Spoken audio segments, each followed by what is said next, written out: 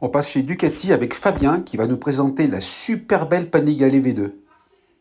Modèle 2025 au Salon de la Moto. Sur la chaîne Airtel. Donc voilà, je suis avec le responsable du service presse, Fabien, et il va nous présenter la nouvelle Panigale V2.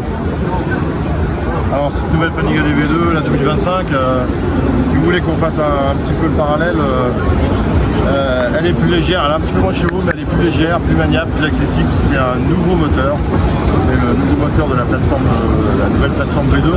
C'est un 890 cm3 qui fait 120 chevaux en stock. Donc, bien sûr, on peut mettre tous les accessoires Ducati Corset pour aller faire de la piste et autres. Elle est beaucoup plus légère que l'ancienne, elle fait 10 kg de moins.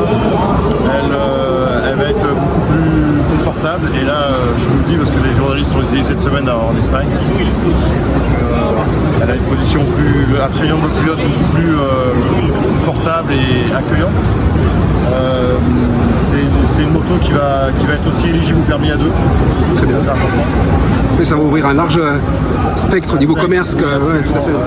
Et ce moteur, cette nouvelle plateforme équipe la Multistrada V2, le Street Fighter V2 2025, ça c'est les nouveaux modèles et celle-ci. Donc c'est un moteur qui va être commun, paramétré différemment bien sûr. Et ça va pouvoir permettre à beaucoup plus de gens d'accéder à une moto sportive sans trop se faire peur non plus. Et ça c'est le plus important, ça va élargir le panel de clients qui peuvent accéder à ça. Tout à fait, parce qu'avec la V4, forcément, il y a vraiment des pilotes un peu plus expérimentés, donc ça réduisait le champ. La V4 est un peu plus ouais, tout à fait. Si on peut dire, avec ses 216 chevaux.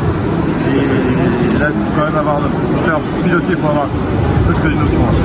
Alors que ça va être déjà très exploitable, très performant. Il y a eu des essais qui ont été faits, je pense que vous avez tous vu Marquez qui roulait avec. Oui, tout à fait. Mais voilà, on a un gros espoir là-dessus et on est assez confiant. D'accord.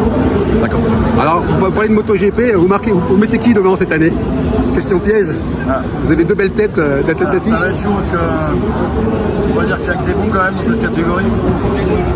Mais je pense qu'il va falloir laisser démarrer le championnat et voir les 3, 4 premiers GP, voir comment déjà ça commence à se configurer, à se positionner.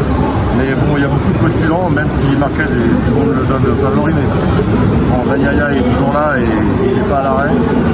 Ça va être une belle équipe qu'on va avoir en officiel.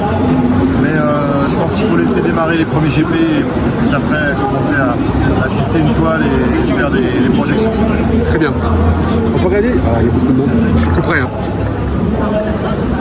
Alors, très sommairement, c'est gavé d'éléments. C'est principalement le moteur qui est nouveau, et la partie cycle aussi n'est pas en reste, avec des nouvelles jantes, un nouveau système d'échappement en position haute.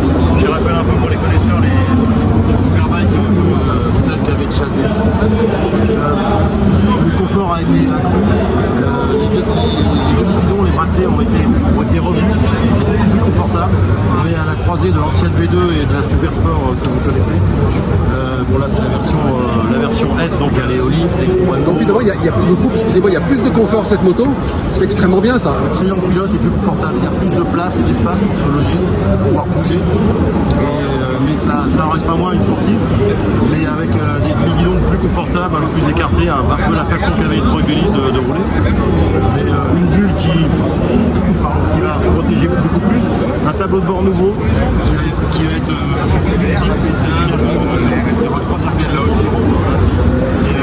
les jantes, je l'ai dit, sont plus légères, c'est une nouvelle facture. Le bras oscillant aussi qui a été travaillé. Voilà, après l'équipé, on connaît chez Ducati, le shifter, monté descendre. Là c'est la S, elle est toute au lisse. Le shifter racing. Voilà, les fourches ont été retravaillées. Des nouveaux commodos, c'est une nouvelle commande avec un joystick beaucoup plus intuitif. Et puis, bon, les 3 panneaux, le seul voilà, avec des rétro-displays. Très belle moto. Signature lumineuse que l'on reconnaîtra. Et voilà, c'est très bien.